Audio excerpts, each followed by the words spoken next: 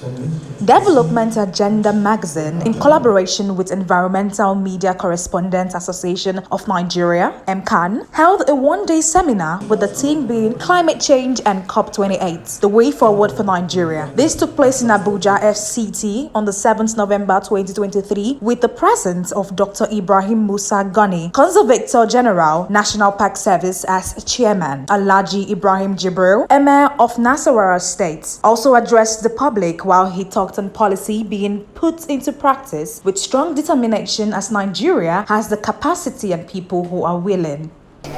Calls to action, because we've talked a lot, we have enough policies. All we need to make sure that these policies are put into practice, and with strong determination, with all the available laws in the country, I think we are good to go.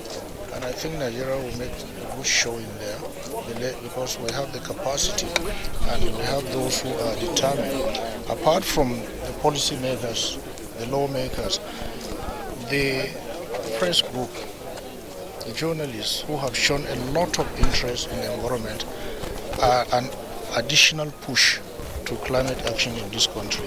So I expect a strong showing and a situation where once we are there, we'll be able to showcase what Nigeria has, and when we come back, we'll live up to expectation and move the climate agenda forward.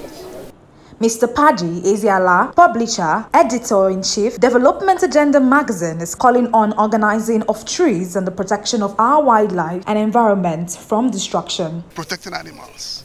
You know, people are cutting down trees in Cross River State with reckless abandon, in Edo State, Ogun State, even in the Middle Belt, everywhere.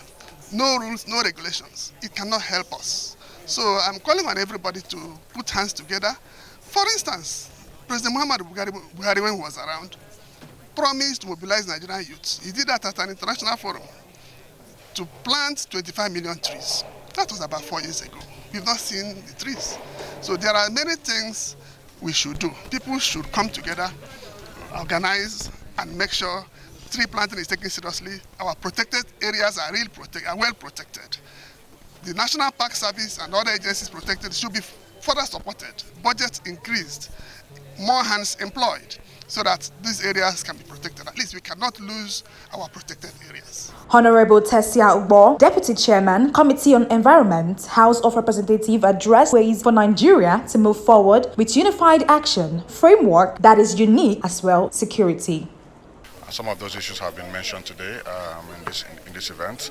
Of course, the issues around the Lake Chad Basin, the issues around deforestation in the north central, the issues around desertification that has also contributed to the security challenges that we're experiencing in certain parts of the country because of the migration of herders away from areas where the desert is encroaching towards the north-central regions where there's still green vegetation. So all these things all have a bearing and tie back to the issues of climate change affecting our country. So we need to develop strategies and frameworks that actually work for us and have measurable deliverables and targets that our participation in COP28 is successful and is not just a talk shop, but there are action plans that can.